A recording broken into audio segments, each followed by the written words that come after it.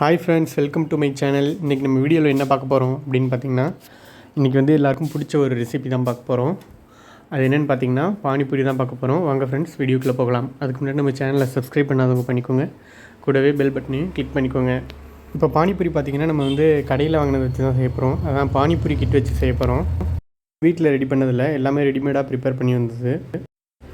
இதில் பார்த்திங்கன்னா 3 பாக்கெட் இருந்துச்சு. ஃபஸ்ட்டு வந்து மசாலா, ரெண்டாவது வந்து புதினா சட்னி உள்ளது பேஸ்ட்டு, அடுத்து பார்த்திங்கன்னா புளி சட்னிக்குள்ளே பேஸ்ட். இது பார்த்திங்கன்னா பானிபூரி அந்த பாக்கெட். இப்போ அதை வந்து ஓப்பன் பண்ணி ஒரு பிளேட்டுக்கு மாற்றிக்கலாம் அந்த பானிபூரியை. அடுத்து வந்து ஸ்டவ் ஆன் பண்ணிவிட்டு எண்ணெய் காஞ்சதும் நம்ம அந்த பானிபூரியை போட்டு பொரித்து எடுத்துக்கலாம். இது பார்த்திங்கன்னா எல்லாம் ஒரே ஷேப்பாக அழகாக இருந்துச்சு. அடுப்பு பார்த்திங்கன்னா மீடியம் ஃப்ளேமில் வச்சுக்கலாம்.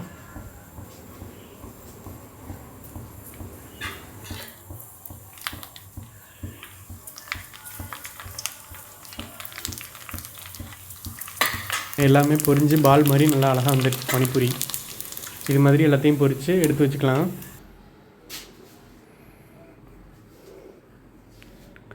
அடுத்து உள்ளே வைக்கிறதுக்கு வந்து உருளைக்கிழங்கு வச்சு எடுத்துக்கலாம். அதோட சின்ன வெங்காயம் கட் பண்ணி சேர்த்துக்கலாம். அப்புறம் பார்த்திங்கன்னா அந்த மசாலா பாக்கெட் அதையும் ஓப்பன் பண்ணி இதில் சேர்த்துக்கலாம்.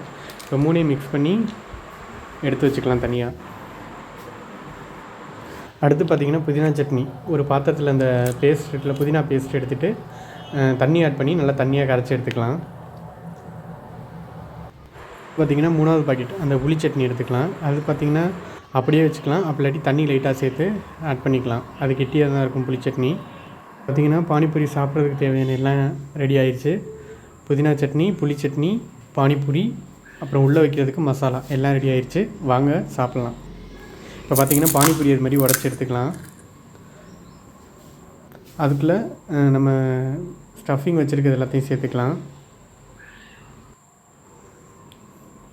இங்கே பாருங்கள், பானிபூரி சாப்பிட்றதுக்கு ரெடி ஆகிடுச்சு. நம்ம அப்படியே சாப்பிட்லாம். நாங்கள் சாப்பிட்டு பார்த்தோம் ஃப்ரெண்ட்ஸ், வேறு லெவல் செம்மையாக இருந்துச்சு. நீங்களும் இதை வீட்டில் கண்டிப்பாக ட்ரை பண்ணி பார்த்துட்டு எப்படி இருக்குன்னு சொல்லுங்கள். வீடியோ அவ்வளோதான் ஃப்ரெண்ட்ஸ். நெக்ஸ்ட் இன்னொரு வீடியோவில் மீட் பண்ணலாம். Tata, bye by.